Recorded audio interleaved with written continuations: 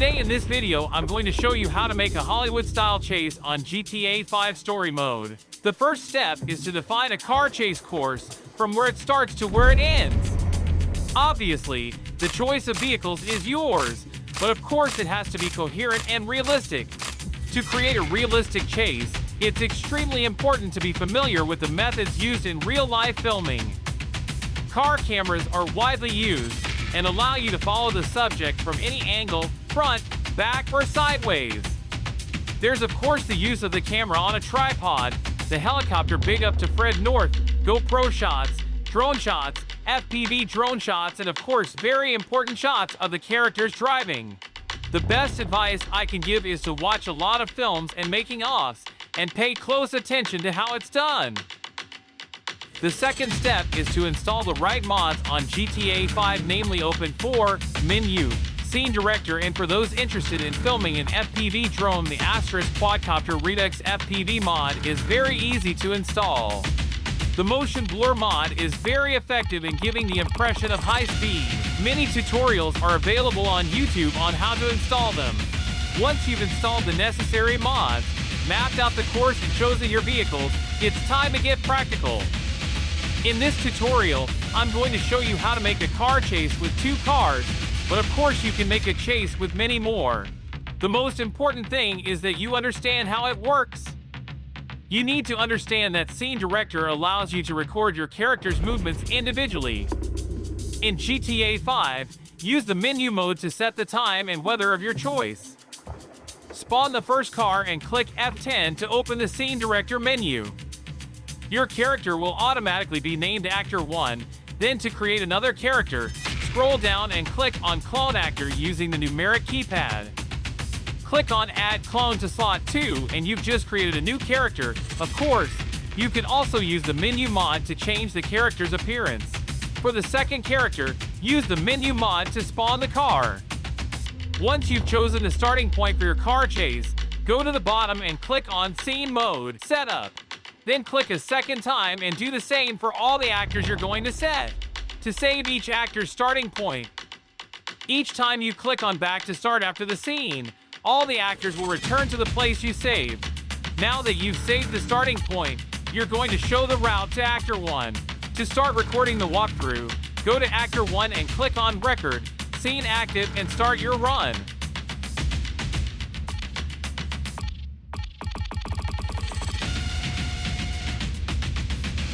As soon as you reach the end of your scene, click Alt-E to stop recording the scene.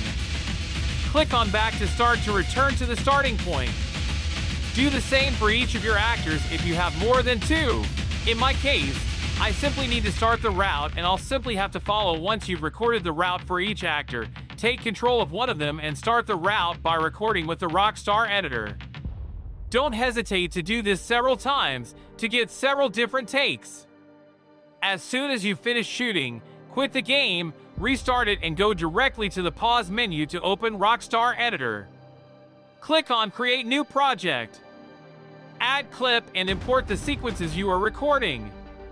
Click on the clip to start editing.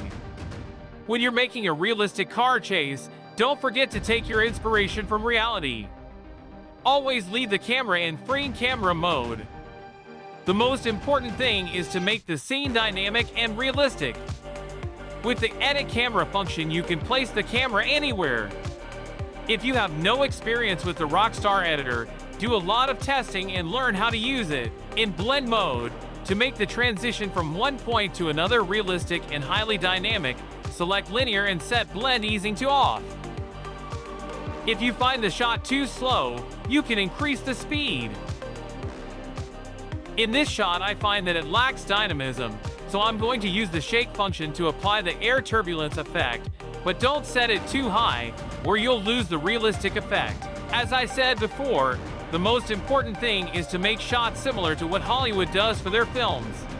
The principle is easy but requires practice and patience, so I'm not going to show you everything, but for those who are interested, the complete video will be in the description. Now let's move on to exporting. Hollywood usually shoots their films in 24 FPS, but as we're in a video game, it's preferable to export them in 60 frames per second. Loading can take a long time, depending on the power of your PC, your graphics mod if you have one, and your vehicle mods.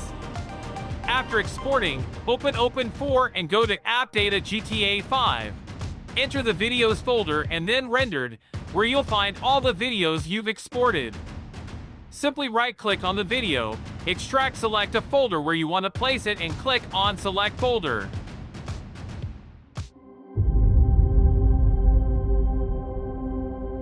The last stage is post-production, and the first thing to do is to set the shots to your liking. Personally, I love it when the chase is very dynamic. An important tip is to always cut the shot before the camera stops, otherwise you'll lose that speed effect. As soon as you think you've finished, there's one extremely important thing left: sound effects. Many people don't take them seriously. The first thing is to put in an ambient sound.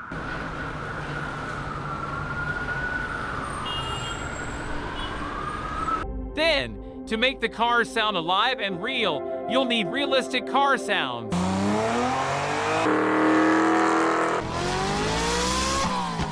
Games like Forza Horizon, The Crew, Gran Turismo, Need for Speed can help.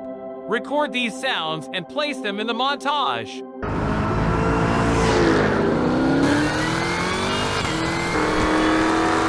The last thing that's missing now is dynamic music. I recommend the use of no copyright music.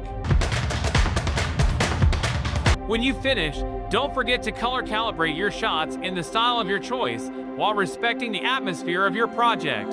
I usually like to bring out bright colors by adding a bit of contrast. Now let's have a look at the final result.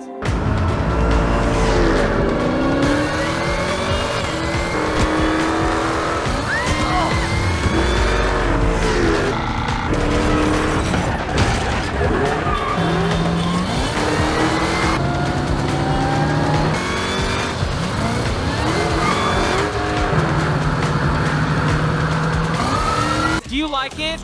More tutorials to come here at Squadron Production.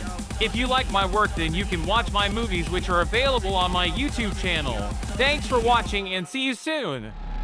Sweat hard from the dance.